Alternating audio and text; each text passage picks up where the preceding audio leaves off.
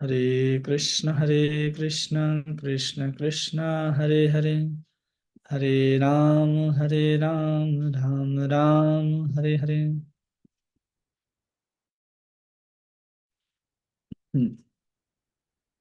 श्रीमद् भागवतम स्कंद 2 अध्याय 7 श्लोक संख्या 15 और उससे आगे देखने का हम लोग प्रयास करते हैं। ठीक है।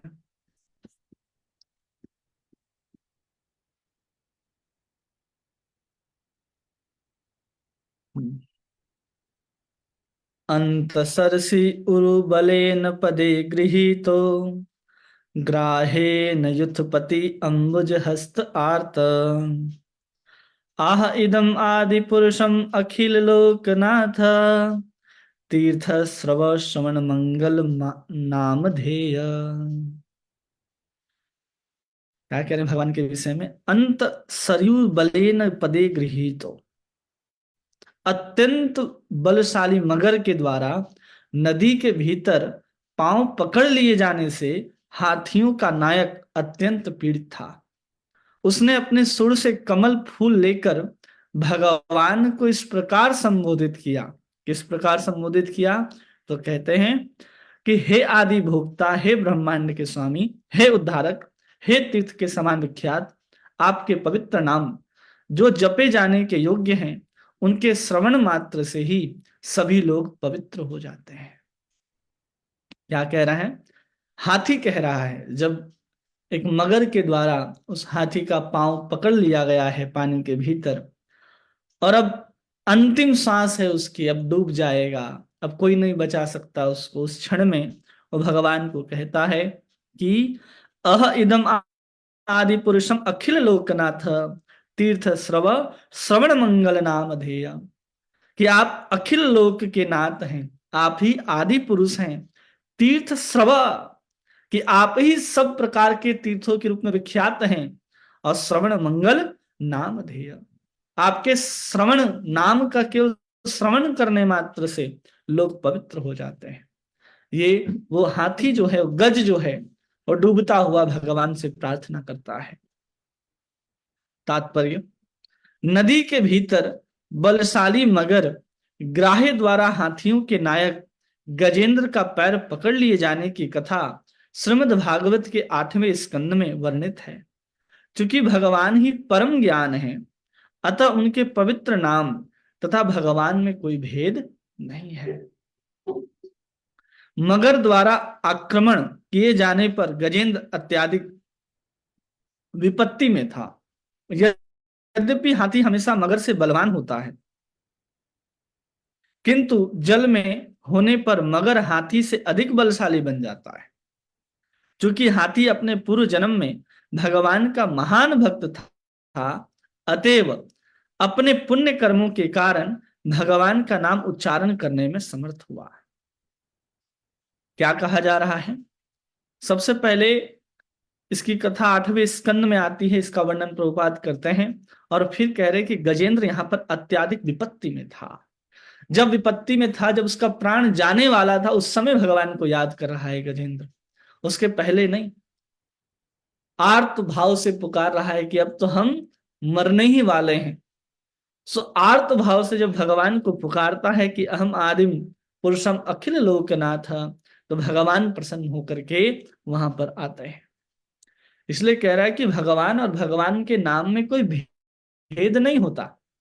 कोई अगर कृष्ण को का नाम भी ले रहा है, तो कृष्ण उसके जिह्वा में उसके साथ विराजमान है, ऐसा विश्वास करना चाहिए हर नाम ग्रहण करने वाले को। खुद पर विश्वास होना चाहिए। कोई दूसरा नाम ग्रहण कर रहा है, उसके ऊपर उसका कितना विश्वास है, कितनी श्रद्धा है, उसके ऊपर उसका खेल है। हम अपने ऊपर, अपने नाम के ऊपर कितनी श्रद्धा रखते हैं, वो हमारे लिए है, कि वो नाम हमारे लिए कितना महत्वपूर्ण है। और कह रहे हैं कि हाथी जो होता है हमेशा मगर से बलवान होता है, बहुत बलवान होता है, लेकिन जल में है मगर, और हाथी कहां प्रवेश कर जाता है? उस मगर के स्थान पर प्रवेश कर जाता है। उस स्थान पर प्रवेश करने के कारण ही जो मगर की शक्ति थी वो अत्यंत कम हो जाती है। हाथी बलवान होता है, प्रभुपाद स्पष्ट लिख रहे हैं कि हाथी हमेशा मगर से बलवान होता है, लेकिन जल में होने पर मगर हाथी से अधिक बलवान हो गया। क्योंकि हाथी अपने पूर्व जन्म में महान भक्त था। महान भक्त को हम बाद में समझते हैं, पहले ये समझना है कि जो हाथी है वो जिस जल के अंदर प्रवेश करता है वो जल है क्या। ये हाथी को अगर हम लोग प्रतीकात्मक रूप में समझने का प्रयास करें तो वर्णन आता है, हाथी जो हमेशा भूतकाल में रहता है उसको ही हाथी कहा जाता है। ये था वो था जो करते रहते हैं, उसके अनुसार जो जीवन जीता है वही हाथी है। और यही संसार वो जल है जहां पर अपने जीवन को जीने के लिए सदा संघर्ष करता रहता है। कहा जाता है कि 1000 वर्षों तक मगर और हाथी के बीच में युद्ध चला, लेकिन कोई भी जीत नहीं पाया। अनेक प्रकार के अपने बच्चों के साथ, अपने पत्नियों के साथ हाथी उस नदी में, उस सरोवर में स्नान करने के लिए गया था, सबके ऊपर जल डाल रहा था, लेकिन जैसे ही मगर ने उसके पैर को पकड़ा है कोई भी उसके पास नहीं आते। उसी प्रकार इस संसार में जब भी किसी को विपत्ति पकड़ती है, बीमारी या मृत्यु पकड़ता है, तो कोई भी उसको बचाने नहीं आ सकता है। बहुत प्रयास करता है जीव भी संसार में अपने आप को बचाने के लिए। संसार में हर क्षण मगर जो है संसार के रूप में खींचता रहता है। मगर क्या है, वो काल ही है जो हमें बार बार पकड़ करके रखा हुआ है। इस संसार में जो बंधन है जिससे हम छूटना चाहते हैं लेकिन छूट नहीं सकते। अनेक प्रकार की बीमारियां, अनेक प्रकार के जो भय हैं, उत्पात जो हैं जीवन में, उसी काल के द्वारा हमारे जीवन में भी आते हैं। व्यक्ति धीरे धीरे बड़ा होता है, फिर उसका जो शरीर क्षीण होने लगता है वो संघर्ष ही है कि जब घुटने खराब हो गए तो घुटने बदलवा लिया गया, आंख खराब हो गए तो आंख बदलवा लिया गया, दांत गिरने लगे तो हम लोगों ने दांत बदलवा लिया, बाल सफेद हो गए तो उसको काला करा लिया। ये सब क्या है, इस संसार में उस हाथी की तरह संघर्ष ही है कि बार बार वो मगर पानी के अंदर खींच लेता था और हाथी अपने बल से फिर बाहर खींचने का प्रयास करता था। कितना भी प्रयास कर लेता और कितना भी बलशाली होता हाथी, लेकिन पानी के भीतर जाने के कारण वहां बच नहीं सकता है। उसी प्रकार हम कितने भी बलवान, कितने भी आध्यात्मिक रूप से उठे हुए क्यों ना हो, अगर हम कहें कि संसार में हम बच जाएंगे तो इस संसार में हम बच नहीं सकते, क्योंकि संसार हमारे लिए बना ही नहीं है। और यहां हम अपना कितना भी ताकत, कितना भी बल आजमाने का प्रयास करेंगे, संसार हमको छोड़ेगा नहीं। इसलिए इस हाथी से कम ये सीख लेना चाहिए कि हाथी बलवान होने के बाद भी मगर को पानी से खींच करके बाहर नहीं ला पाया। और हम लोगों को वही करना है कि अगर पकड़ लिया है यहाँ पर कोई मगर, तो कभी भी प्रयास नहीं करना है कि हम उससे बाहर निकल जाएंगे। केवल और केवल आर्त भाव से, जैसे यहाँ हाथी ने पुकारा है, अहम आदिम पुरुषम अखिल लोकनाथ तीर्थ श्रव श्रवण मंगलम नाम ध्येय, उसी प्रकार हमें भगवान के नाम को ही पुकारना पड़ेगा। तब प्रभुपाद कह रहे हैं कि चूंकि हाथी पूर्व जन्म में भगवान का महान भक्त था, अतः पुण्य कर्मों के कारण वह भगवान के नाम उच्चारण करने में समर्थ हुआ। कौन बता सकता है कि हाथी पूर्व जन्म में कौन था? हरे हाँ, कृष्ण प्रभु जी। इंद्रधुमन नाम का राजा था। हाँ, किसके प्रति अपराध हुआ था?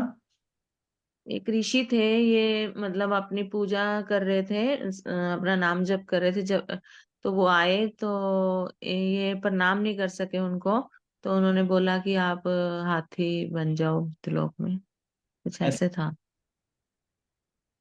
कि इंद्रदुम्न नाम के राजा थे और राजा बन करके उन्होंने अपने राज्य को समय से पहले ही त्याग दिया था, अपने कर्तव्यों को पहले ही छोड़ दिया इन्होंने। और कर्तव्य, राज्य चलाने का कर्तव्य को छोड़ करके वो ऋषियों की तरह तपस्या करने लग गए थे। और अगस्त ऋषि जब वहां से आ रहे थे तो उन्होंने देखा तो एक तो कर्तव्य छोड़ करके, अपने राज्य का संचालन करना छोड़ करके ये यहाँ पर तपस्या करने के लिए बैठा है।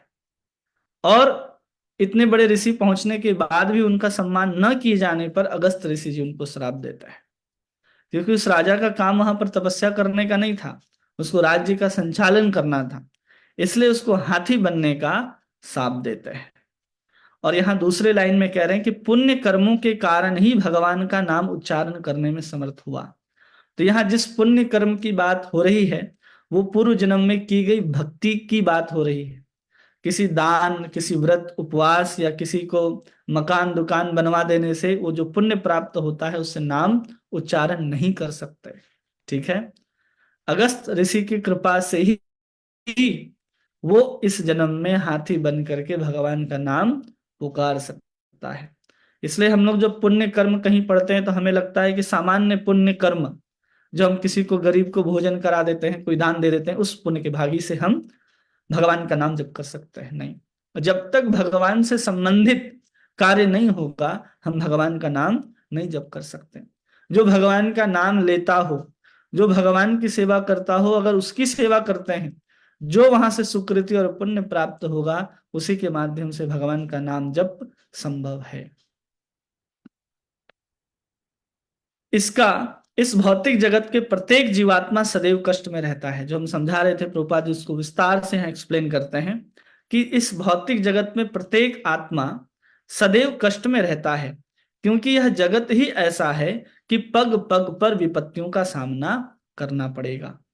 किंतु जिसने पूर्व जन्म में पुण्य किए हैं अपने आप को भगवान की भक्ति में सेवा में लगाए रख सकता है। किंतु जो पाप कर्म करते हैं वो भले ही पीड़ित रहें और भगवत भक्ति में नहीं लगते, इसकी भी पुष्टि भगवत गीता में की गई है कि जो पाप कर्म करते रहते हैं वो कभी भी भगवान की भक्ति में नहीं लगते। और जो पुण्य कर्म करने के कारण जिसके पाप नष्ट हो जाते हैं वो भगवान की भक्ति में लग जाते हैं। तो जो भी व्यक्ति संसार में भगवान की भक्ति को करता हुआ दिखाई दे, भगवान का नाम जप करता हुआ दिखाई दे, उससे पुण्यशाली संसार में दूसरा व्यक्ति नहीं है, कोई भी व्यक्ति नहीं है।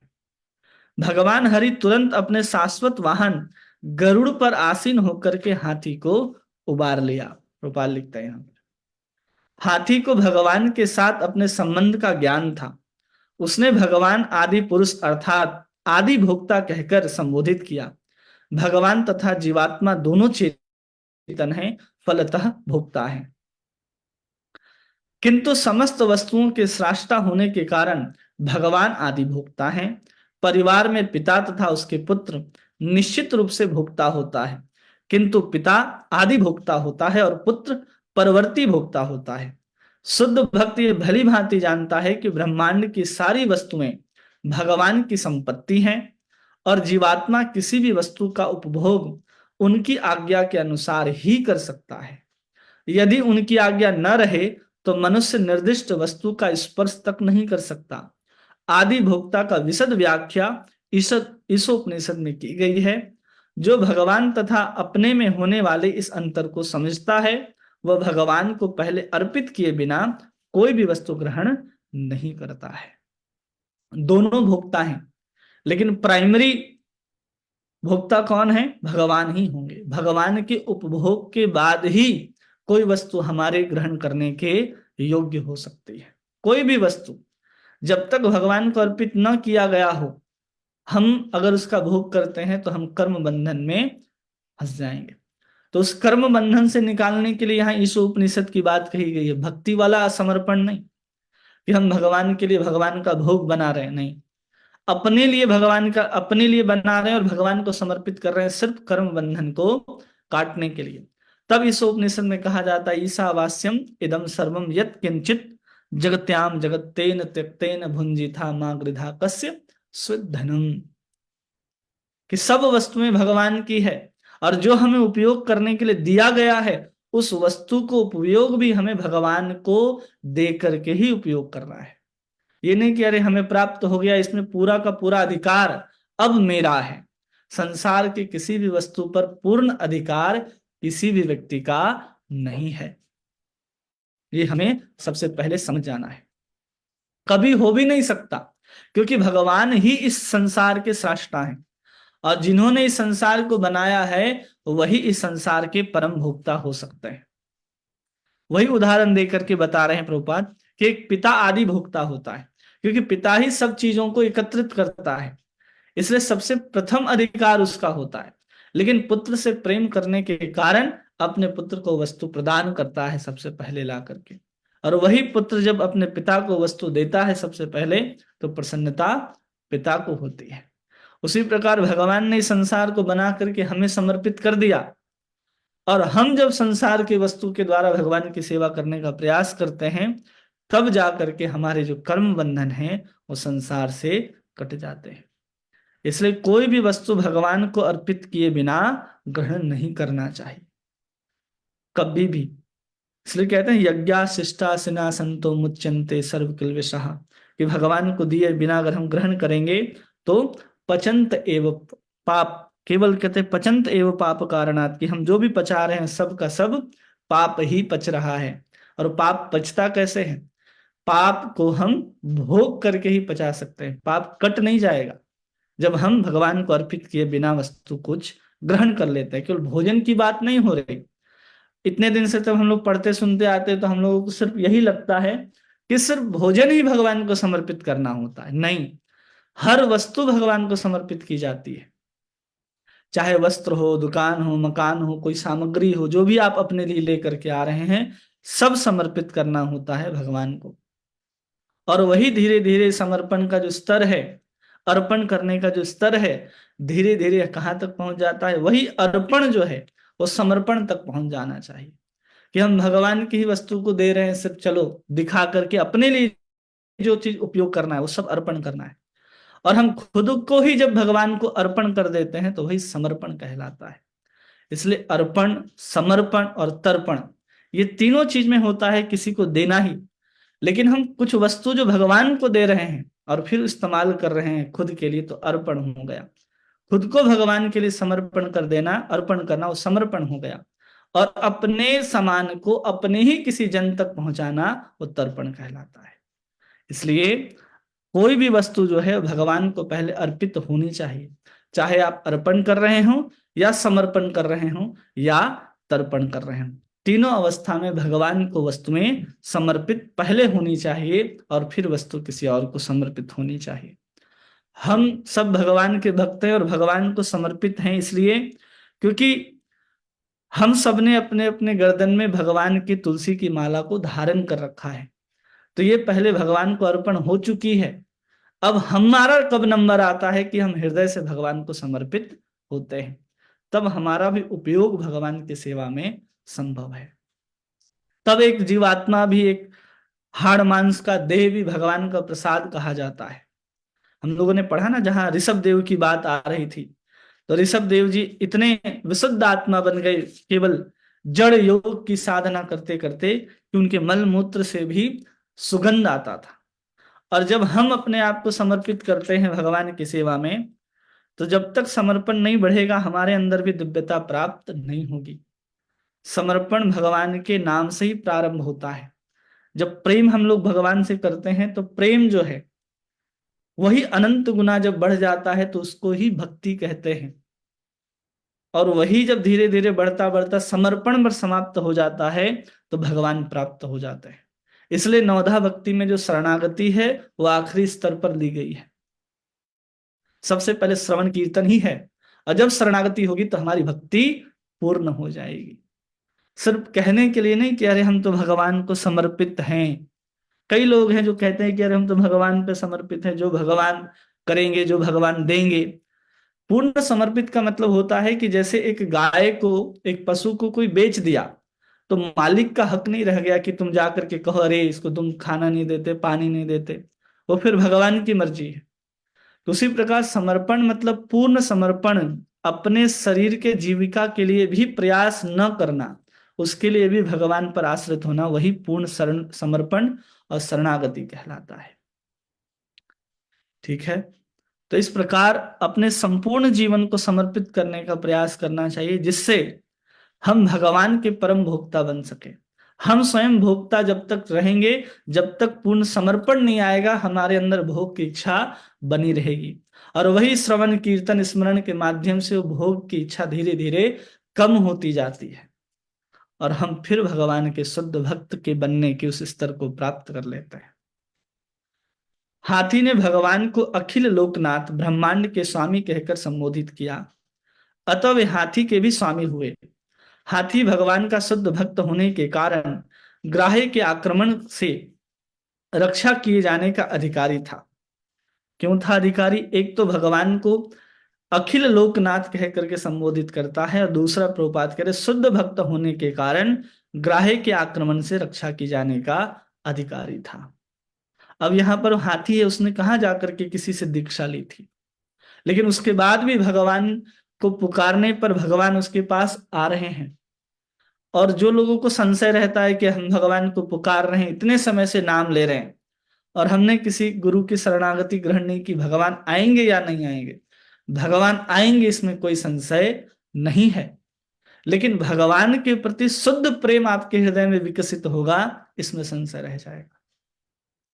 इसलिए कई लोग उदाहरण दे देते हैं कि अरे हाथी ने कहाँ दीक्षा ली थी, उस ग्राह्य ने कहाँ दीक्षा ली थी, फिर भी उनका उद्धार हो गया। उद्धार हो जाएगा, लेकिन भगवान से प्रेम प्राप्त नहीं होगा। भगवान से अगर हम नाम लेते हैं तो नाम लेने के लिए किसी दीक्षा का, किसी पुरस्चरण का, किसी विधि का आवश्यकता नहीं है। लेकिन प्रेम जब ग्रहण करना है तो हमें विशिष्ट परंपरा से जुड़ करके, जिस आचार्यों के पास कृष्ण के प्रति प्रेम है, समर्पण है, वहीं से हमें प्रेम को ग्रहण करना पड़ेगा। क्योंकि यह भगवान का व्रत है, उनके भक्त कभी भी नष्ट नहीं होंगे। यह उचित ही था कि हाथी ने भगवान कि अपनी रक्षा के लिए बुलाया और दयालु भगवान तुरंत आ गए। तो भगवान सबके रक्षक हैं, किंतु जो व्यक्ति इतना अहंकारी है कि भगवान की श्रेष्ठता को स्वीकार नहीं करता, उनके समान होने का दावा करता है, उसकी अपेक्षा भगवान उसकी रक्षा प्रथम करते हैं जो उनकी श्रेष्ठता को स्वीकार करता है। जो कह दे कि भगवान से बड़े हम ही हैं, तो फिर भगवान बचाने के लिए नहीं आते। और कई लोग भगवान को चुनौती देने के लिए भी भगवान को पुकारते हैं। अभी कुछ दिन पहले न्यूज आया कि एक बच्चा जो है कृष्ण का नाम लेकर के छत से कूद गया कि भगवान हमें बचाने के लिए आएंगे, उसकी मृत्यु हो गई। अब लोग कहेंगे कि भगवान तो है ही नहीं, तो भगवान आएंगे कहाँ? तो भगवान किसी चुनौती से बंधे हुए नहीं है, किसी कर्म से बंधे हुए नहीं है। हमारे और आपके पुकार में भी भगवान बंधे हुए नहीं है कि हम बुलाएंगे तो भगवान आएंगे ही आएंगे। उसके लिए जो मुख्य वस्तु है, प्रभुपाद लिख रहे हैं, हाथी भगवान का शुद्ध भक्त होने के कारण आक्रमण से रक्षा किए जाने का अधिकारी था। तो इसलिए भक्त होने का पहले प्रयास करना है। और भक्त का मतलब होता है कि भगवान के प्रति सेवा करने का भाव, बस, और कुछ भी नहीं है। भक्ति का मतलब और कुछ भी नहीं होता, केवल भगवान की प्रेममयी सेवा, यही भक्ति है। और केवल ये नहीं कहना कि हम भगवान से प्रेम करते हैं, भगवान से प्रेम करते हैं। भगवान कहने पर भी प्रसन्न हो जाता है कि भगवान, कोई जीवात्मा तो कह तो रहा है कि हम आपसे प्रेम करते हैं। कौन किसी से कहता है? संसार में जहां से जिस वस्तु को प्राप्त हो रहा है, स्वार्थ, उस स्वार्थ को हम लोगों ने प्रेम का नाम दे रखा है और कहते हैं कि हम उससे प्रेम करते हैं या वो मुझसे प्रेम करता है। जब तक स्वार्थ है तब तक एक साथ रहते हैं, स्वार्थ खत्म, संबंध भी समाप्त हो जाता है। और जिस भगवान को हमने आज तक अनुभव नहीं किया, देखा नहीं, बस सुन करके हम भगवान से कह रहे कि हाँ भगवान हम आपसे प्रेम करते हैं, तो भगवान कितने प्रसन्न होंगे कि इसने देखा नहीं, जाना नहीं, अनुभव नहीं किया, सब सुना है शास्त्रों से। शास्त्रों और साधु के ऊपर श्रद्धा रखने के कारण भगवान हमारे द्वारा कहे गए इस वाक्य को भी स्वीकार कर लेते हैं कि कोई जीवात्मा कह रहा है कि हम आपसे प्रेम करते हैं। इसलिए बहुत बड़ी बात है कि हम कह दें कि हाँ भगवान, हम आपके हैं और आप हमारे हैं। इसलिए भगवान यहाँ पर बुला रहे हैं, पुकार रहा है गजेंद्र, तो भगवान उसकी रक्षा करने के लिए पहुंचते हैं। और कोई अहंकार बस केवल चुनौती देने के लिए भगवान को पुकारता रहे कि अगर ऐसा हो जाए, ऐसा हो जाए, तो हम भगवान को मानते हैं, तो उसको जरूरत ही नहीं है भगवान को मानने की। क्योंकि भगवान केवल धर्म, अर्थ, काम और मोक्ष के विषय जो हैं, वो जब तक व्यक्ति समझता रहेगा तब तक वो प्राप्त होते रहेंगे। धर्म, अर्थ और काम, ये तीनों कर्म के विषय हैं, और जो मोक्ष है वो ज्ञान का विषय है। और जो प्रेम की बात की जाती है तो इसमें कर्म भी मुख्य नहीं रह जाता और ज्ञान भी मुख्य नहीं रह जाता। इसलिए शुद्ध भक्ति की परिभाषा में कहते हैं ज्ञान कर्म अनावृतम। प्रेम की प्राप्ति करनी है तो ज्ञान और कर्म से ऊपर उठना पड़ेगा। जो सकाम कर्म है उस कर्म से हमें ऊपर उठना पड़ेगा, तो ही प्रेम संभव है भगवान से। और उस प्रेम से ही भगवान को पुकारा जा सकता है।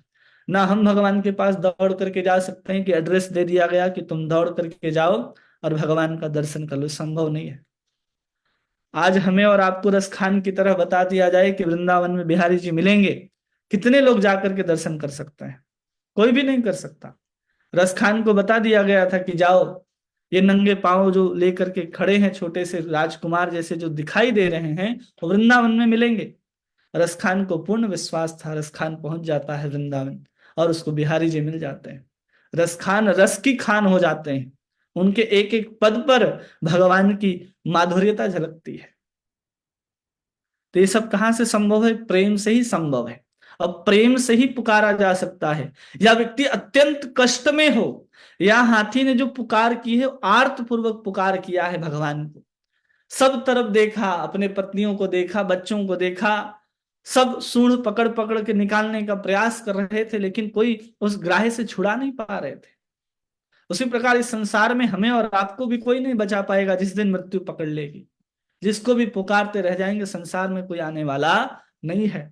अंत समय में जब डूबने वाला है गजेंद्र और भगवान को पुकार रहा है, वो पुकारना कैसा होना चाहिए? आर्त मतलब हृदय के अंदर दर्द, दुख, तकलीफ जब भरा हो व्यक्ति का, उस समय जब भगवान की पुकार होती है, उससे श्रेष्ठ कोई पुकार नहीं हो सकती। आप जब प्रसन्न अवस्था में रहते हैं उस समय आप कृष्ण का नाम लीजिए, और जिस समय आप अत्यंत दुखी होते हैं उस समय कृष्ण का नाम लीजिए। प्रसन्न है, हजारों सैकड़ों माला घिस जाएंगी, लेकिन एक आंसू नहीं आएगा आपके आंख से कृष्ण का नाम लेते हुए। अत्यंत दुखी रहिए, उस दुखी अवस्था में जब एक बार भी कृष्ण का नाम पुकार लेंगे तो तुरंत आंख भर जाता है, अनुभव कर लेते हैं। क्योंकि उस पीड़ा, उस दर्द के साथ जो हम भगवान को पुकारते हैं, उस वेदना में इतना आवेश रहता है कि हम भगवान के उस शुद्ध नाम को पुकार सकते हैं। वृंदावन में एक संत रहते थे, यमुना के किनारे। उनके शरीर पे थोड़े हो गए थे, उसमें कीड़े रहा करते थे, इतने हो गए थे। रामकृष्ण मिशन से एक डॉक्टर आकर के रोज कीड़े को हटा करके साफ करके मलहम पट्टी लगा कर चले जाया करते थे। और वह जैसे ही डॉक्टर चले जाते थे, वो पुनः उस पट्टी को खोल करके उस कीड़े को उठा करके अपने घाव के अंदर रख लेते थे। और कहते थे जब घाव ठीक हो जाता है, जब कीड़े अंदर नहीं काटते हैं, तो मैं भगवान का नाम उस उत्साह के साथ, उस तीव्रता के साथ नहीं ग्रहण कर पाता। जब ये कीड़े काटते हैं तो हम भगवान के नाम को अच्छे से पुकार पाते हैं, अन्यथा हम नहीं पुकार पाते। तो इस प्रकार वो गजेंद्र भी है उस अवस्था में कि वो भगवान को पुकार रहा है।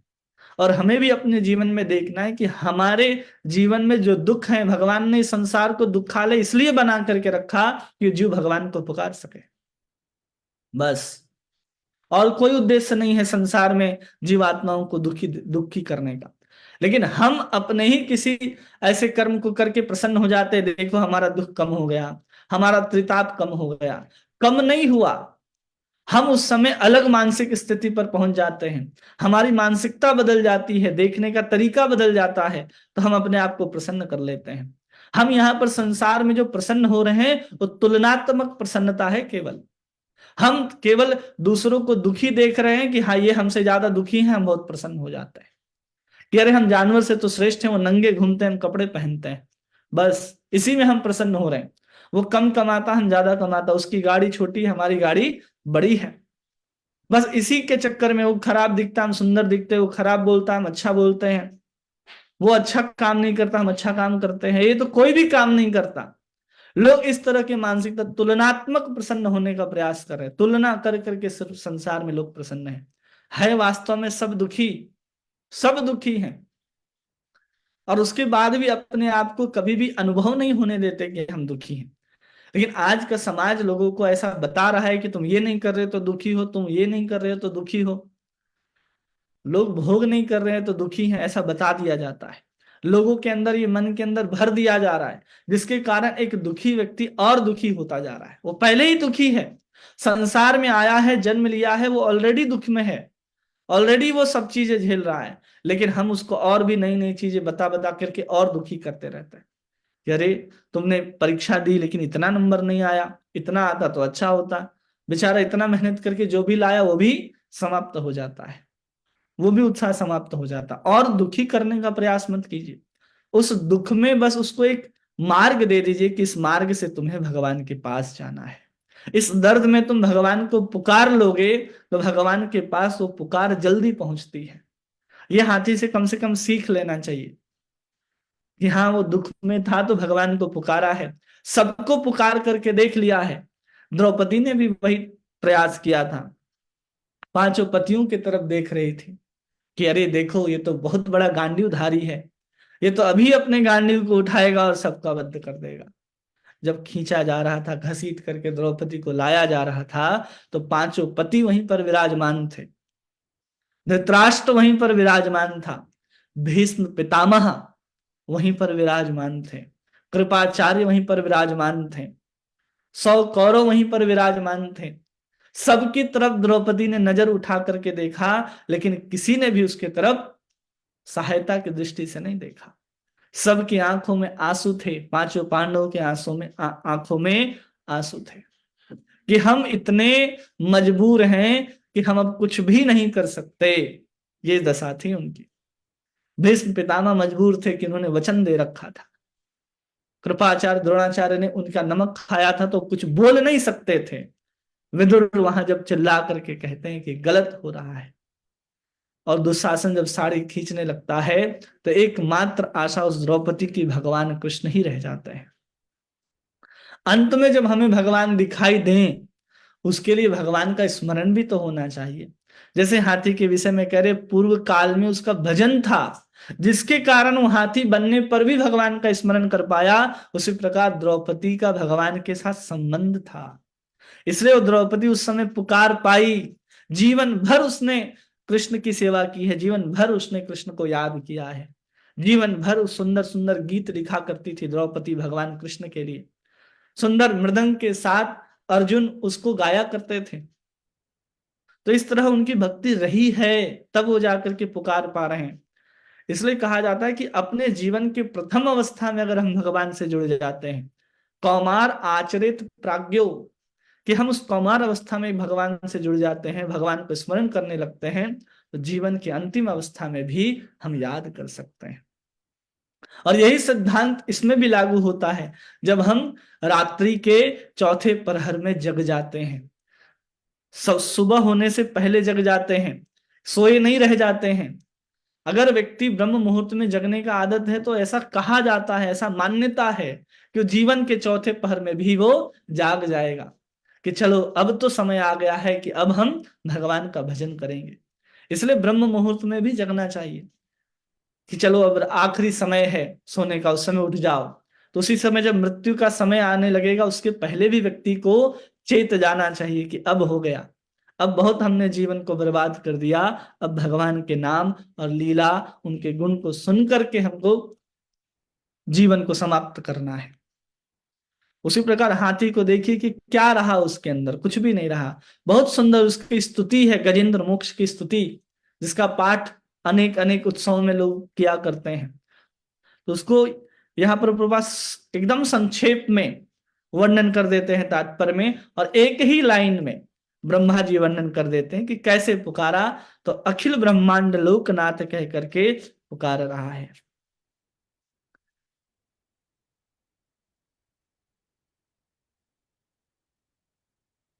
भगवान शुद्ध भक्त और अपने भगवान के बीच में अंतर जानता है, अतः शुद्ध भक्त को पूर्णतः भगवान पर आश्रित रहने के कारण वरीयता प्राप्त होती है। जो भगवान पर आश्रित है उसको भगवान ज्यादा महत्व देंगे, ये बात को हमेशा ध्यान रखिएगा। चाहे वो भजन करता हो या नहीं करता हो, अगर शरणागत है उसका महत्व ज्यादा है। किंतु जो भगवान के अस्तित्व को नकारता है, अपने आप को भगवान घोषित करता है, वह असुर कहलाता है। अतः उसे सीमित संरक्षण प्राप्त होता है, वह भी उतना ही जितने की भगवान अनुमति देते हैं। क्योंकि भगवान सबसे श्रेष्ठ हैं, उनकी सिद्धि भी श्रेष्ठतम है, उसकी कोई कल्पना नहीं कर सकता। अब आगे कह रहे हैं कि तीर्थ स्रवः कह करके संबोधित कर रहा है। गजेंद्र क्या कहता है भगवान को? तीर्थ स्रवः मतलब तीर्थ स्थानों के समान विख्यात। लोग तीर्थ स्थान में अज्ञात पापों और फलों की निवृत्ति हेतु के लिए जाते हैं। सब लोग क्यों जाते हैं तीर्थों में? कि हमने कुछ जाने में अनजाने में जो पाप किया हो उस सब से हम निवृत्त हो जाएं।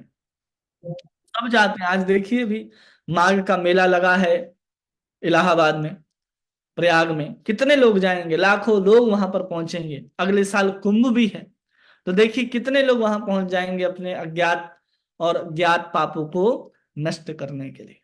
पाप तो नष्ट हो जाएंगे, लेकिन पाप करने की प्रवृत्ति नहीं नष्ट होती है। गंगा में जाने के बाद ऋषिकेश में गए थे, तो ऋषिकेश में एक दीवार में ये बात लिखी गई है, और सब शास्त्र भी कहते हैं कि गंगा हमारे पाप को धो सकती है, पाप की प्रवृत्ति को नहीं धोती। पाप, गंगा जो है हमारे शरीर के द्वारा किए गए पाप को धोती है, और बाकी के द्वारा जो किया गया पाप है उसको कौन धोएगा। वाणी के द्वारा जो पाप हो रहे हैं, क्रिया के द्वारा तो पाप हुई, शरीर के द्वारा वो तो गंगा धो दी। मन के अंदर वाणी के द्वारा जो पाप हो रहा है उसको कहां से धोएगी, नहीं धोती है। तो वाणी के द्वारा पाप न हो उसके लिए बार बार शास्त्रों का अध्ययन करना चाहिए। यही वाणी का तप है। मन का तप क्या है, मौन ही मन है, मन का तप है। चुप रहना मौन नहीं कहलाता। भगवत गीता को पढ़ेंगे तो वहां कहा जाता है कि मन को शांत रखना ही मौन है। मुंह बंद कर लेना कि आज हमारा मौन व्रत है, वो मौन व्रत तो है ही नहीं। मौन मन के लिए भगवान ने कहा है, न कि मुख के लिए कहा है। तो तीर्थ स्थानों पर हम लोग जाते हैं अपने पापों को नष्ट करने के लिए, और पाप से हम निवृत्त भी हो जाते हैं। लेकिन अगर कोई कहीं तीर्थ में नहीं जाता है तो उसके लिए प्रभुपाद कह रहे हैं, मनुष्य केवल पवित्र नाम के स्मरण करने से ही अपने पाप कर्मों से निवृत्त हो सकता है। केवल नाम लेने से, जो व्यक्ति नाम लेता है उसको किसी तीर्थ में जाने की आवश्यकता नहीं है, किसी सरोवर में, किसी गंगा में स्नान करने की आवश्यकता नहीं है। अगर वो कृष्ण का नाम ग्रहण करता है तो इतना पवित्र वस्तु है भगवान का नाम, इतना पवित्र है, और उसी पवित्र नाम को ग्रहण करना है सिर्फ, और नाम के अलावा कुछ भी ग्रहण नहीं करना है। जब भी अवसर मिले, हरे कृष्ण कृष्ण कृष्ण हरे हरे, हरे राम राम राम हरे हरे, महामंत्र को हमेशा उच्चारण करते रहने का प्रयास कीजिए। कहीं आपको जरूरत नहीं पड़ेगा। भरोसा नहीं होता ना हमारे अपने नाम में, इसलिए हम कभी चलो आज गंगा स्नान करते हैं, चलो यमुना स्नान करते हैं, चलो यहाँ स्नान करते हैं, चलो इस तीर्थ में हम थोड़ा घूम करके आते हैं। क्यों? हमें पता है कि हम कितने पापी हैं। हर पापी व्यक्ति को पता है कि हम कितने पापी हैं। सब जानते हैं अपने अपने कर्मों को, इसलिए सब पहुंचे रहते हैं। भीड़ भरी रहती है गंगा यमुना ऐसे तीर्थ स्थलों पर। लेकिन आजकल पाप मिटाने कम और पाप करने ज्यादा जाते हैं, वो आज के समय में भारी समस्या है। ये लोग तीर्थों में पाप करने ज्यादा जाते हैं, और कहा जाता है कि ब्रज लेपा भविष्यति, कि अन्य कृतम पापम, अन्य स्थान पर किया गया पाप है, तीर्थ स्थान में जैसे ही आप गमन करते हैं सब पाप नष्ट हो जाते हैं एकदम, कुछ करने की आवश्यकता नहीं है। लेकिन तीर्थ में अगर किया गया पाप है तो वज्र लेपा भविष्यति, कि वज्र के समान कठोर हो जाता है। इसलिए तीर्थ में किसी प्रकार का पाप मत कीजिए। कोई भी किसी भी हालत में पाप करने से बचना चाहिए। खास करके कोई भी तीर्थ स्थान हो वहां पर जाकर के पाप मत कीजिए। और भगवान का पवित्र नाम लेने से मनुष्य समस्त प्रकार के पाप कर्मों से निवृत्त हो जाता है। अतः भगवान तीर्थ स्थान के समान ही उत्तम है, और मनुष्य तीर्थ स्थान में जाने पर पाप मुक्त हो सकता है, किंतु भगवान का पवित्र नाम लेकर घर में बैठे या अन्यत्र रहते हुए भी पापों से छुटकारा पा सकता है। शुद्ध भक्त के लिए तीर्थ स्थानों में जाने की आवश्यकता नहीं है। यदि वह श्रद्धा से भगवान का नाम स्मरण मात्र करे तो समस्त पाप कर्मों से उबर सकता है। भगवान का शुद्ध भक्त कभी कोई पाप कर्म नहीं करता, किंतु सारा जगत पापमय वातावरण से पूरित है। अतः अनजाने में शुद्ध भक्त से पाप भी हो सकते हैं। जो जानबूझकर पाप करता है वो भगवान के भक्त होने योग्य नहीं है। अनजाने में किया गया पाप हमेशा स्वीकार किया जाएगा। जानबूझ करके बार बार अगर कोई आपको समझा रहा है, शास्त्र साधु कोई कह रहा है कि ये गलत है गलत है, तो समझने का प्रयास करना चाहिए सामने वाले व्यक्ति को कि गलत है, तो हमें ये पाप से बचना चाहिए। जानबूझ करके अगर हम पाप में प्रवृत्त हो रहे हैं तो कोई नहीं बचा सकता। फिर भगवान भी उसकी जिम्मेदारी नहीं लेते। भगवान कहते हैं पाप के नाम बल पर पाप करना ही अपराध है। पाप तो कर ही रहे हैं और ऊपर से नाम ले रहे हैं कि अरे हमने तो इतना पाप किया है, अब नाम के बल से पाप भी करेंगे और नाम भी लेंगे, तो अपराध हो जाता है। इसलिए अपने जीवन में देखना है कि पाप से छुटकारा प्राप्त करना बहुत आसान है, बहुत आसान है। पाप आपने किया हो बहुत आसानी से आप बच सकते हैं, अपराध अगर आपसे बन जाए तो उससे बचना अत्यंत कठिन है। इसलिए अपने जीवन में उस अपराधों को देखना शुरू कीजिए, जो धाम के प्रति, नाम के प्रति, वैष्णव के प्रति, शास्त्र के प्रति, सेवा के प्रति, विग्रह के प्रति, संसार के प्रति, किसी भी जीवात्मा के प्रति किया गया जो अपमान है, उसको जो ताड़न है, प्रताड़न है, वो सब आपको अपराध में लेकर के जाता है। इसलिए जानबूझ करके पाप करता है वो भगवान का भक्त होने के योग्य ही नहीं है। हो सकता है कि बात नहीं कह रहे प्रभुपाद, वो योग्य होने के, भक्त होने के योग्य ही नहीं है। हर पाप के बाद आपके अंदर एक ग्लानि होनी चाहिए, और ग्लानि, वो पश्चाताप तभी कारगर होता है जब आप उस पाप को दोबारा नहीं करने का प्रण लेते हैं और कभी भी उस पाप को दोहराते नहीं हैं। तब आपके द्वारा किया गया कोई भी पाप और अपराध क्षमा किया जा सकता। कोई भी अपराध, कोई भी पाप हो, ब्रह्म हत्या भी आपने क्यों न कर दिया हो, पर स्त्री को छोड़िए, गुरु के पत्नी का भी गमन क्यों न कर दिया गया हो, उसके बाद भी क्षमा है। अगर आपके पास भगवान की शक्ति के द्वारा आप दोबारा ग्लानि के साथ पश्चाताप से भर करके उस पाप को दोबारा नहीं करने का प्रण लेते हैं, और आप स्वयं से प्रण लेते हैं कि हम इसके लिए ये सजा अपने आप को देते हैं, वो सजा के माध्यम से आप उस पाप से मुक्त हो सकते हैं। लेकिन पश्चाताप हो रहा है, ग्लानि हो रहा है, और पुनः उस पाप में आप प्रवृत्त हो रहे हैं अपने स्वभाव के कारण, तो फिर आपको कोई नहीं बचा सकता। भगवान कहते हैं ना, ऐसे लोगों को मैं बार बार क्या करता हूं, नरकों में डालता रहता हूं। भगवान 14वें अध्याय में कहते हैं बार बार उनको मैं कष्ट देता रहता हूं, प्रकृति के द्वारा उनको कष्ट भोगना पड़ता है। इसलिए कभी भी इन स्थानों पर जाकर के नाम के बल पर मंदिर, जो चित्रपट हो, अर्चा विग्रह हो, उसको साधारण समझने का प्रयास मत कीजिए। जो नाम है जो आप और हम ग्रहण कर रहे हैं, उसको कभी साधारण मत समझिए।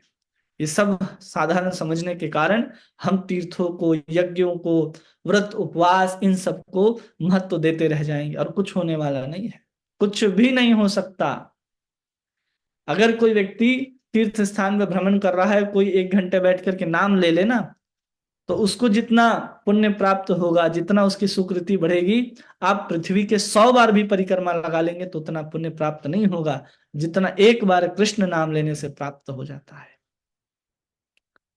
इसलिए नाम को समझिए और नाम के बल पर पाप मत करिए, ये सबसे बड़ा अपराध है।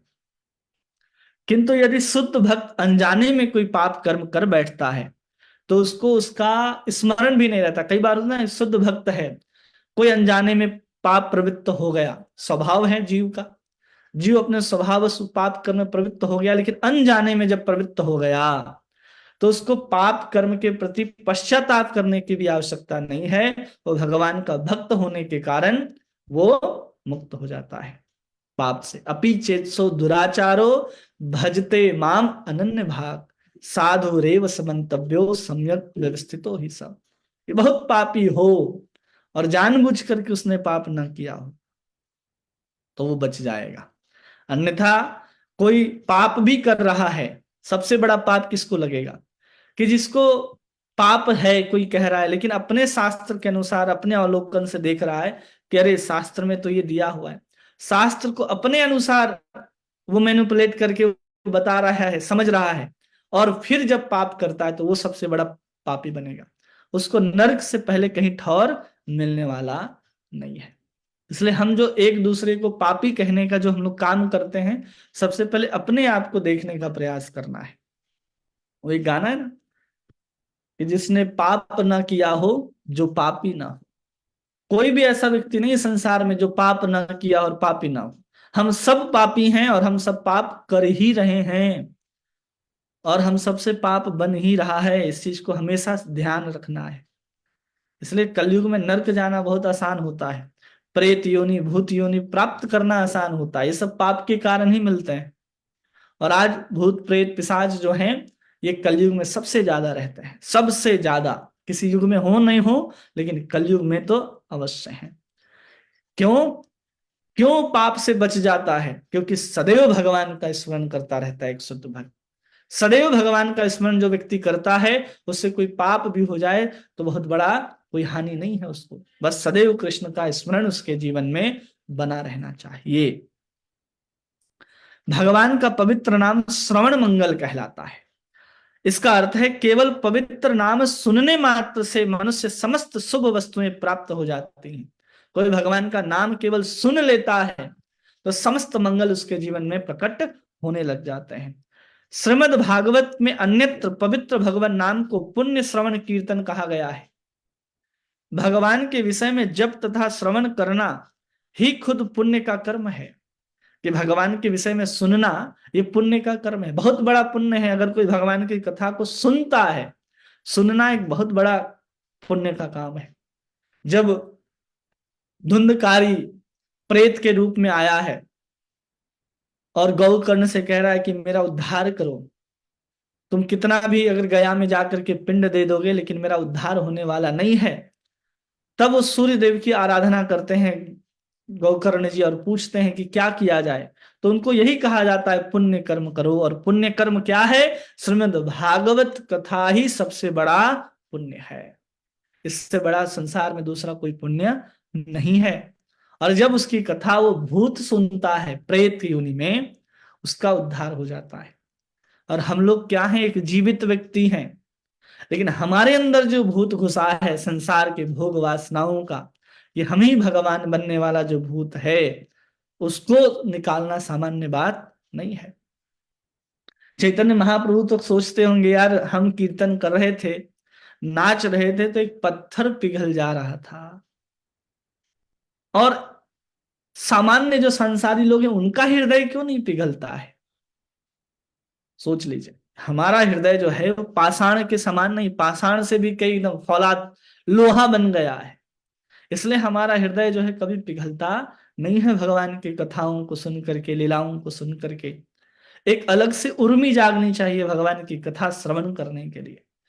एक अलग आनंद, एक उत्साह होना चाहिए कि हमें कृष्ण की कथा सुननी है। जैसे आज अद्वैत आचार्य जी का आविर्भाव तिथि है। अब देखते हैं कि आज सबका ऑफिस होगा, सबको कहीं कहीं ना कहीं जाना है, लेकिन हम चाहते हैं कि आज हम अद्वैत आचार्य के विषय में कुछ श्रवण करेंगे। ठीक है, जब ये एक ही तात्पर्य लेंगे, लंबा है, उसके बाद अद्वैत आचार्य को हम लोग सुनने का प्रयास करेंगे। भगवान के विषय में जप तथा श्रवण करना ही पुण्य कर्म है। भगवान इस पृथ्वी पर अवतरित होकर सामान्य मनुष्य की भांति आचरण करते हैं। इससे लोग सुनने के लिए कुछ कार्यकलापों का सृजन हो। भगवान कार्यकलाप क्यों करते हैं? हम जैसे जो जीव हैं, मूढ़ जीव, वो भगवान कोई कार्यकलाप करेंगे नहीं तो हम उनके विषय में सुनेंगे कैसे? भगवान के विषय में सुनना भी आवश्यक है, और उस सुनने के लिए ही भगवान ने हम लोगों को क्या कर रखा है?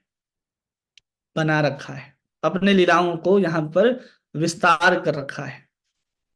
इसलिए विस्तार कर रहे हैं भगवान अपने लीलाओं के माध्यम से, और कोई कारण नहीं है। भगवान को आने की आवश्यकता नहीं है, भगवान हमारे लिए आ रहे हैं, हमारे लिए लीला कर रहे हैं, और उस लीला को ही हम श्रवण नहीं करें। कोई लिख नहीं रहा, भगवान की लीला लिखी नहीं जाती, भगवान ने उस लीला को करके दिखाया है प्रैक्टिकली। चाहे वो राम के रूप में हो, कृष्ण के रूप में हो, चैतन्य महाप्रभु के रूप में है। कोई कहानी कल्पना गढ़ करके नहीं लिख रहा है, भगवान स्वयं आकर के इस चीज को करके दिखा रहे हैं। कोई साधारण व्यक्ति आकर के नहीं दिखा रहा कि चलो हम करके दिखाते हैं। स्वयं भगवान अवतार लेकर के आ रहे हैं, सब चीजों को करके दिखा रहे हैं। और हमें सिर्फ कहा जा रहा है सुनो, करो भी मत, सुनो। उस सुनने और कहने में हमें तकलीफ है, तो जो किया होगा उस लीलाओं को, उसके विषय में तो सा विचार करना चाहिए कि भगवान हम पर कितने करुणा रखते हैं कि भगवान ने आकर के यहाँ पर 100-100 साल तक, 10-10 हजार साल तक लीलाओं को करते हैं, ताकि हम उनके विषय में कुछ सुन सके, उन कार्यकलापों के विषय में जान सके। अन्यथा भगवान को इस जगत से कोई सरोकार नहीं है, न ही वे कुछ करने के लिए बाध्य हैं। कोई उनको बाध्य नहीं सकता कि आना ही पड़ेगा, भगवान आपने संसार तो बना दिया, अब आओ अब आओ। कोई बाध्यता नहीं है उनके लिए, नहीं आएंगे। फिर वे अपने अहेतुकी कृपा से प्रकट होते हैं और अपनी इच्छानुसार कार्य करते हैं। समस्त वेद पुराण उनके विविध कार्यकलापों से विवरण से भरे पड़े हैं, ताकि सामान्य लोग कुछ विषय में सुनने तथा पढ़ने के इच्छुक रहें। तो भी सामान्य रूप से आधुनिक कहानियां तथा उपन्यास लोगों को अधिकांश मूल्यवान समय ले लेते हैं। जो कल्पना पर लिखी गई उपन्यास हैं, उनको पढ़ने सुनने में हम लोग ज्यादा रुचि दिखाते हैं। जो घटनाएं, जो क्रियाकलाप भगवान कृष्ण स्वयं अवतार लेकर के आए हैं, उसके बाद जो घटित हुई, उन कार्यकलापों को हम काल्पनिक मानने लगते हैं, जो कि वास्तविक है। और जो सामान्य उपन्यास हैं, जो कहानियां हैं, उनको हम ज्यादा महत्व देने लग जाते हैं। ऐसा साहित्य कभी कोई भलाई नहीं कर सकता, उल्टे ही नवयुवकों के मन को आंदोलित करने वाला है, जिससे रजोगुण और तमोगुण की वृद्धि होती है, जिससे भवबंधन प्रगाढ़ होता है। भवबंधन प्रगाढ़ होता है मतलब जो संसार में हमें हमारी रहने की इच्छा है, संसार को भोगने की जो इच्छा है, संसार को प्राप्त करने की जो इच्छा है, संसार मेरा है और मैं संसार का हूं, इस तरह की जो मान्यता है और गाढ़ा होता जाता है। ये सिर्फ मान्यता ही है कि हम इस संसार के हैं, ये शरीर मेरा है, ये मान्यता है। सिर्फ बांध करके नहीं रखा गया इस आत्मा को हमारे इस शरीर के साथ, हमारे साथ इस शरीर को बांधा नहीं गया। सिर्फ मान्यता होने के कारण ही हम इस शरीर में बंधे हैं। और ये मान्यता कितनी गाढ़ी है, जिसको हम जानते भी हैं कि सिर्फ माना गया, उसके बाद भी ये शरीर हमसे छूट नहीं रहा। ये शरीर से संबंधित जितने भी भोग हैं, इच्छाएं, वो हमसे छूट नहीं रही हैं। और कब कम होती हैं? जब सतोगुण और सतोगुण से विकास जब ऊपर होता है, शुद्ध सतोगुण के ऊपर जाते हैं, तब हम इस चीज को अनुभव कर सकते हैं कि शरीर के साथ हमारी सिर्फ मान्यता भर है, हम शरीर नहीं है। सिर्फ मानने के कारण सब कुछ हो रहा है। जब पति पत्नी का संबंध होता है, उसके बाद मान्यता ही तो दृढ़ हो जाती है कि हमारा पति है और ये हमारी पत्नी है। उसके आधार पर जिसको हम कल तक नहीं जानते थे, वो आज एक कमरे में दरवाजा बंद करके एक साथ सोने के लिए तैयार हो जाते, कोई भय नहीं होता। क्यों? मानने के कारण ही है, इतना संबंध प्रगाढ़ होता है। और वो मान्यता प्रगाढ़ता रजोगुण और तमोगुण की वृद्धि के कारण ही होती है। सुनने या पढ़ने से इस प्रवृत्ति का सदुपयोग केवल भगवान के कार्यकलापों को सुनने और पढ़ने में किया जा सकता है। इससे चतुर्दिक लाभ होगा। अतः निष्कर्ष यह निकलता है कि भगवान नाम तथा उनके आख्यान श्रवणीय हैं, इसलिए उन्हें यहाँ पर नामधेय कहा गया है, जिसका अर्थ है पवित्र, नाम जप कीर्तन करने योग्य है। भगवान का नाम ही केवल जप कीर्तन और श्रवण करने के योग्य है, उसके अलावा कुछ भी श्रवण कीर्तन करने के योग्य नहीं है। ये बात उस हाथी को मरने समय समझ आ गई थी। द्रौपदी की जब साड़ी खुलने वाली थी तो समझ में आ गई थी उसको कि हमको भगवान ही सिर्फ हमारी रक्षा कर सकते हैं और कोई भी हमारी रक्षा नहीं कर सकता है। लेकिन हम भगवान के ऊपर विश्वास नहीं करते हैं। श्रीवास आचार्य के घर में जब चैतन्य महाप्रभु प्रवेश करते थे, कीर्तन करते थे, हजारों भक्तों का भंडारा वहां पर श्रीवास ठाकुर के घर में होता था। चैतन्य महाप्रभु प्रश्न पूछते थे कि बताओ कि तुम काम करने के लिए कहाँ जाते हो, इतने भक्तों का भंडारा तुम्हारे पास कहाँ से आता है? तो श्रीवास ठाकुर कहते हैं कुछ नहीं करते हैं, सब भगवान की कृपा से प्राप्त होता और हम करते हैं।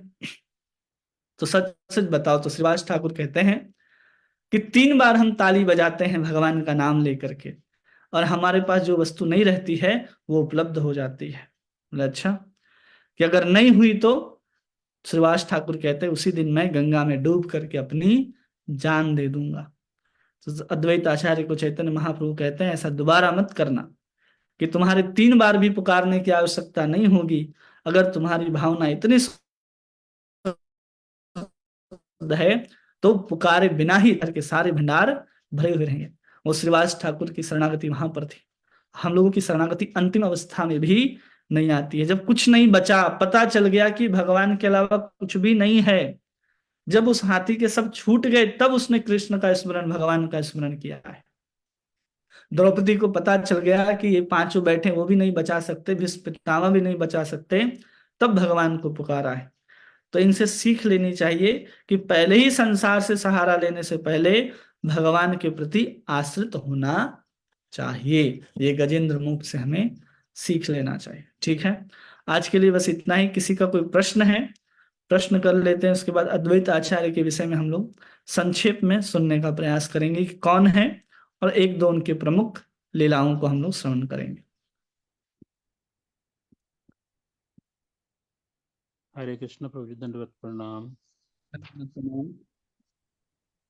प्रभु जी, आज जो इस तात्पर्य की आपने व्याख्या की, उससे मेरा मन का बहुत सारा बोझ, सच में व्यक्त करूं तो, कम हो गया। क्योंकि मैं 61% डिसेबल्ड हूँ न्यूरोलॉजिकल डेफिसिट मूवमेंट के कारण, स्पाइन की प्रॉब्लम के कारण। पर तो मैं तीर्थों में नहीं जा पाता हूँ, तो बड़ा कष्ट होता था प्रभु जी मुझे, जब मैं देखता हूँ और भक्त तीर्थों में जाते हैं, मैं नहीं जा पाता हूँ। लेकिन आपने जो आज बताया कि हरि नाम का जो संकीर्तन है, जो हरि नाम की महिमा है, और जो हरे कृष्ण महामंत्र है, वो इतना शक्तिशाली है, इतना शक्तिशाली है कि तीर्थों पे जाने की आवश्यकता नहीं होती है, अगर कोई इसको हर समय जो है वो जपता रहे।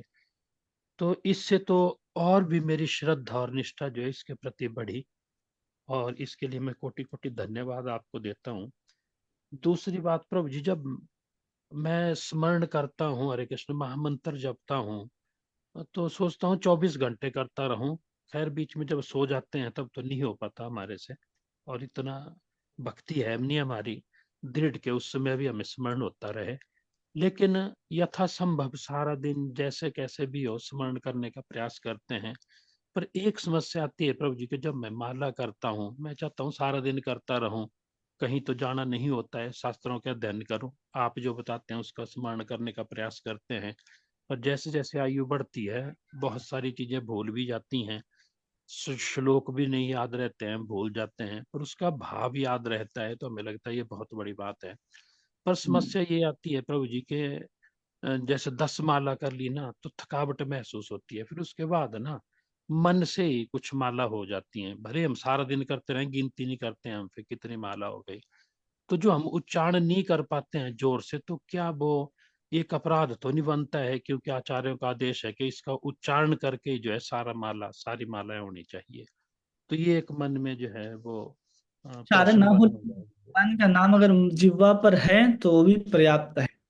कि हम जी हरे कृष्ण बोल रहे हों और मुख से आवाज ना निकले, कोई बात नहीं, जी लेकिन जी मुख पर भी नाम है, बहुत जी बड़ी, उसमें कोई जी किसी प्रकार का दोष नहीं है। जी। दूसरी बात प्रभु जी, आपने यहाँ जो सुनने और पढ़ने की प्रवृत्ति है, तो जैसे हमने बच्चों की तैयारी करानी है कॉम्पिटिटिव एग्जाम की, तो हमें कई बार ना समाचार पत्र भी पढ़ना पड़ते हैं, इकोनॉमिक्स भी पढ़ना पड़ती है, हिस्ट्री वगैरह, तो कई बार चर्चा कर लेते हैं। तो फिर ना ऐसा लगता है कि ये करना नहीं चाहिए था, क्योंकि ये तो हमने कलयुग पुराण पढ़ लिया, अगर हम अखबार पढ़ते हैं तो वो भी करना पड़ता है। तो इसमें कैसे सामंजस्य बिठाएं? क्योंकि वो कई बार ना वो बातें दिमाग में घूमती है, बच्चों को आज ये सिखाया, आज ये चीज पढ़ाई, आज जनरल नॉलेज की ये चीज बताई, तो दूर उससे भाग नहीं सकते हैं, क्योंकि संसार की जिम्मेदारी भी निभानी है। तो how to make the balance between all this, उसके ऊपर थोड़ा प्रकाश डालेंगे, ये जानना चाहता हूँ मैं। धन्यवाद, कोटि कोटि आवाज वंदन। तो बिल्कुल भी आवाज नहीं है, पता नहीं क्या बात है। तो आप रॉलेक्स भी खरीदते हैं? तो इसमें कुछ सोचने की जरूरत नहीं है। जब हम किसी को तैयारी करा रहे हैं, अपने ही बच्चों को पढ़ा रहे हैं, और जी उनको जो सांसारिक विद्या जो हम लोग दे रहे हैं, जिसको अविद्या ही कहा जाता है, जी तो उसको उस आधार पर ज्ञान को ग्रहण कीजिए। जो उपनिषद कहता है कि विद्याम च अविद्याम च वेदो भयम सह, कि व्यक्ति को विद्या और अविद्या दोनों का ज्ञान होना चाहिए, जिससे उसको पता चले कि विद्या क्या है। जब तक व्यक्ति को गलत वस्तु मिलेगी नहीं, तब तक वो सही वस्तु की पहचान नहीं कर सकता। जी उस आधार पर जब आपको पता चल रहा है कि जिस वस्तु को हम पढ़ रहे हैं वो बुरा है, वो हमारे लिए अच्छा नहीं है, तो जी उसको उस मानसिकता के साथ ही ग्रहण करना है कि हमारे लिए अच्छा नहीं, लेकिन क्या इससे हम सीख सकते हैं। जी चाहे हिस्ट्री पढ़ रहे हो, चाहे इकोनॉमिक्स पढ़ रहे हो, और जी उसको भी ध्यान से देखने का प्रयास करेंगे, तो वही आज के संसार को चला रहा है। जिस विद्या की हम बात कर रहे हैं, जी चाहे इकोनॉमिक्स, हिस्ट्री, जो भी सब्जेक्ट पढ़ाए जाते हैं बच्चों को, उसी से संसार चल रहा है। जी तो उसको उस आधार पर देखिए कि ये प्रैक्टिकली कितना है संसारी लोगों के लिए, उसको ही छोड़ देना है। वो ठीक आत्मा का विषय ही नहीं, उस शरीर का विषय है। तो समझ जाइए कि उस शारीरिक शास्त्र को हम एक पढ़ रहे हैं, बाह्य दृष्टि से उसको देख करके समझने का प्रयास कर लेना है। बस वो ठीक भीतर ना प्रवेश कर जाए। जैसे आपने कहा कि वो माइंड में घूमता रहता है कि आज हमने ये पढ़ा, ये सुना, वो नहीं होना चाहिए। ठीक ठीक है। है। ठीक है। बाकी उसको करना कोई बुराई नहीं है और दोष भी नहीं है। ठीक है। लेकिन जो भगवान की प्राप्ति करना चाहता है, उसके लिए बिल्कुल उसके लिए निषेध है। उसको ये सब पढ़ना सुनना नहीं चाहिए। जी, चतुर्दिक लाभ, चतुर्दिक का अर्थ क्या हुआ यहाँ पर? चारों तरफ से, हर प्रकार से विकास होगा। चतुर्दिक मतलब चारों तरफ से, चारों दिशाओं से। ठीक है। ठीक है। ठीक है, धन्यवाद प्रभु जी, कोटि कोटि वंदन। हरे कृष्णा। और किन्हीं का कोई प्रश्न? हरे कृष्णा प्रभु जी, दंडवत प्रणाम। हाँ। प्रभु जी, मैं ये पूछना चाह रही थी कि जैसे आपने बोला ना, तीर्थ स्थान पे जाते हैं लोग, अभी भी काफी टाइम है ऐसा, फिर आगे कुंभ लगेगा। आपने इस तीर्थ स्थानों की व्याख्या की। जैसे प्रभु जी, मैं ये पूछना चाह रही थी कि जैसे लोग जाते हैं स्नान करने के लिए, हम जैसे लोग भी सोचते हैं कि चलो गंगा स्नान करके आए या कुछ भी, क्या ऐसा होता है प्रभु जी? रियलिटी में ऐसा है कि हमारे पाप धुलते हैं? शरीर से किए गए पाप धुलते हैं, बताया तो हमने। अपने शरीर वचन से और मन से किए गए पाप नहीं धुलते गंगा में। प्रभु जी, जैसे मन वचन से, अब मन से भी कई बार किसी के प्रति पाप आ जाता है, हम उसको भी करते हैं। कई बार झूठ भी बोलते हैं, सच भी बोलते हैं, कई चीजें होती हैं प्रभु जी। तो मतलब वो चीज बीच में नहीं है, वो होता उसका नहीं होता। तो अगर धुल जाता तो एक बार गंगा में स्नान करते और हम महात्मा हो जाते। फिर इतना मेहनत क्यों किया जा रहा है? नाम जप हम्म। करना, इतना सब कुछ करना, व्यक्ति साधना कर रहा है, क्यों? उसकी आवश्यकता ही नहीं रह जाती। और गंगा प्रभु में जी। से आप स्वर्ग की प्राप्ति हो सकती है। अंत काल में जब गंगा आपके मुख में प्रवेश कर जाए, आपको वैकुंठ दिला सकती है। उतना सामर्थ्य है उसमें। लेकिन आप जी। बार बार पाप करेंगे और गंगा में स्नान करके धो लेंगे, तो उसका कोई उपाय नहीं है। ठीक है। और प्रभु जी, शरीर के द्वारा किए गए पाप रियलिटी में मतलब समाप्त हो जाते हैं जिस टाइम हम स्नान करते हैं, उसके बाद का फिर वहीं से काउंटिंग होती है जहां से हम करते हैं प्रभु जी? ऐसा होता है? केवल गंगा में स्नान करने की इच्छा मात्र से ही शरीर के द्वारा किए गए पाप समाप्त हो जाते हैं। गंगा का इतना सामर्थ्य है। गंगा का नाम लिया आपने ना, तो स्नान करने का ही पुण्य मिलता है। समझे? जी गंगा जी से जी। गए तो गंगा का नाम लेने मात्र से जो शरीर के द्वारा किए गए पाप हैं, वो नष्ट करने की क्षमता रखती है। जी। हरे कृष्णा प्रभु जी, सादर प्रणाम प्रभु जी। शारीरिक पाप क्या होते हैं? मतलब क्या क्या पाप, गिनती में क्या क्या पाप आते हैं शारीरिक पाप? पाप आते हैं शरीर के द्वारा, कि जो भी हम क्रिया के द्वारा जो भी पाप करेंगे, वो सब आएंगे। सब कुछ पहले आपने मन में सोचा होगा, तब तो शरीर के द्वारा क्रिया में आए हैं। वो सारे के सारे पाप, चाहे वो भोजन ग्रहण करने वाला भी पाप हो, शारीरिक क्रिया के अंतर्गत ही आता है। मारना, पीटना, किसी को प्रताड़ित करना, ये सब उस पाप के अंतर्गत आता है। चाहे इस जन्म में किए गए हों, चाहे किसी भी जन्म में किए गए हों। जी जी जी। अच्छा प्रभु जी, मेरा प्रश्न एक और था कि क्या आपने मतलब जैसे कोई भी थर्ड पर्सन कई बार ना हमसे ये प्रश्न करता है कि आप कहाँ से दीक्षित हो? तो प्रभु जी, पहले तो मैं सोच में पड़ जाती हूँ कि मैं अपने गुरु महाराज जी का नाम लूं या ना लूं। तो प्रभु जी, मैं ये जानना चाह रही हूँ, क्या गुरु महाराज जी का नाम लेना चाहिए या नहीं लेना चाहिए? नहीं लेना चाहिए। तो फिर क्या बोलना चाहिए प्रभु जी? इस क्वेश्चन का आंसर क्या होगा? सामने वाला क्यों पूछ रहा है, ये समस्या है ना। सामने वाला पूछ क्यों रहा है कि आप कहाँ से दीक्षित हो, आपके गुरु महाराज कौन है? उसके ये अब ऊपर उनके मन के भाव क्या है ये नहीं जान सकते ना। नहीं बता सकते। कोई श्रेष्ठ व्यक्ति कोई पूछ रहा हो, कोई दूसरे गुरुजन पूछ रहे हो, कोई सन्यासी व्यक्ति पूछ रहा हो, तो हम बता सकते हैं। किसी सामान्य व्यक्ति को अपने गुरु का नाम नहीं बता सकते। उस टाइम में हमें क्या आंसर देना चाहिए प्रभु जी? बता देना है कि हम गौड़ीय परंपरा से दीक्षित है, बस। और हमारे गुरु हम्म। इस स्थान पर रहते हैं। ठीक है नाम प्रभु जी, धन्यवाद प्रभु जी। ठीक है। अच्छा प्रभु जी, एक प्रश्न और था। माफी चाहती हूँ अगर टाइम है आपके पास तो। प्रभु जी, मेरी ना एक फ्रेंड है, उसने दीक्षा ली। तो दीक्षा क्या ली, मतलब उसको ना गुरु महाराज जी की तरफ से नाम का आश्रय तो मिला, लेकिन उसको नाम नहीं मिला। तो उन्हीं के मतलब जो गुरु महाराज जी के साथ ही जो रहते हैं ना उनकी सेवा में, उन्होंने उसको बोला कि जब तक आपका नाम नहीं बदला जाएगा ना, तब तक आप अपने आप को दीक्षित नहीं समझ सकते। जो गुरु महाराज जी के साथ रहते हैं ना, उन्होंने बोली ये बात। क्या प्रभु जी ये बात सही है? उसको मतलब क्या करना चाहिए फिर इस स्थिति में?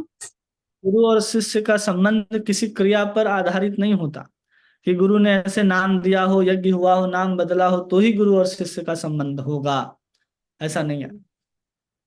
अगर गुरु जी हमको शिष्य मानते हैं और हम उनको गुरु मानते हैं, बस उतना ही पर्याप्त है। ठीक है। तो प्रभु जी, फिर जो उनकी सेवा में स्पेशली उनके पास है, गुरु महाराज जी के पास, उन्होंने ही ये बात बोली, तो फिर मतलब उनकी बात कैसे मतलब गलत हो सकती है? क्योंकि वो शास्त्र प्रमाणित नहीं है, नहीं इसलिए। प्रभु जी, वो शास्त्र प्रमाणित है। कहाँ प्रमाणित? कौन सा ऐसा शास्त्र बोल रहा है कि दीक्षा होने के बाद जब तक नाम परिवर्तित नहीं होगा तब तक गुरु और शिष्य का संबंध नहीं हो सकता? हम्म। प्रभु जी, उन्हीं की वर्डिंग है, मतलब जो बिल्कुल साक्षात गुरु महाराज जी के साथ है। जब कबीरदास जी को दीक्षा दी जा रही थी रामदास जी के द्वारा, तो कबीरदास जी का नाम बदला गया था। हम्म। नहीं, नहीं बदला गया था प्रभु जी। चैतन्य लीला में जब राय रामानंद स्नान करने के लिए जा रहे हैं, अनेक प्रकार के जो मलेच्छ यमन लोग थे उसको हम्म। ऐसे राम राम बोल करके हट गए थे। तो उन्होंने उसी को अपना गुरु मंत्र मान करके स्वीकार कर लिया और भगवान के प्रेम को प्राप्त कर गए।